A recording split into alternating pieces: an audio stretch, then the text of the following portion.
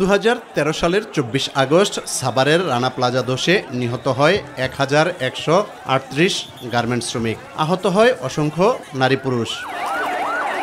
Rana plaza ধসের পর তৈরি পোশাক কারখানার শ্রমিকদের মাঝে বিরাজ করে আতঙ্ক।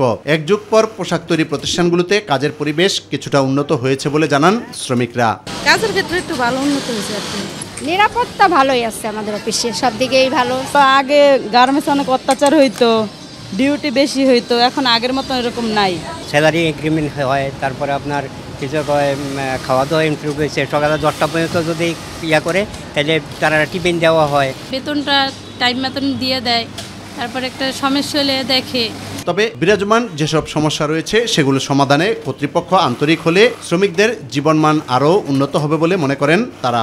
আমাদের দাবি হলো এখন বেতন উন্নত হওয়ার জন্য। কর্মক্ষেত্রে আমাদের বেশি সময় আমরা গার্মেন্টসেই কাজ করে থাকি, তবে এই সময়ের পাশাপাশি যদি মালিক পক্ষ আমাদের দিকে একটু দৃষ্টি নজরে দেখে তাহলে আর একটু উন্নতি হবে মনে করছি। যেসব কারণে পোশাক প্রস্তুতকারী প্রতিষ্ঠানে কর্মরত নারী পুরুষের মাঝে অনীহা ভাব বিরাজ করছে তা দূর করতে পারলে অর্থনৈতিকভাবে বাংলাদেশ আরও উন্নত হবে বলে মনে করেন গার্মেন্টস শ্রমিক ফেডারেশনের নেতারা। ইন্টারন্যাশনাল অ্যাকর্ড এটা একটা আন্তর্জাতিক উদ্যোগ, সেটা গার্মেন্টস শিল্পের যে ফায়ার, ইলেকট্রিক্যাল এবং বিল্ডিং এই সেফটিগুলো নিয়ে কাজ করে এবং বিভিন্ন জায়গায় বিভিন্ন রেমিডিয়েশন করার পরে আজকে দুর্ঘটনা ঘটে, কিন্তু মানুষ আর 12 বছর আগে যেভাবে মরছে সেটা হয় নাই। কিন্তু আমাদের যে পেশাগত স্বাস্থ্য বা অকুপেশনাল হেলথ অ্যান্ড সেফটি, যে কাজ করতে করতে আমরা অসুস্থ হয়ে যাচ্ছি, এই বিষয়টাকে আরও গুরুত্বের সাথে দেখতে হবে।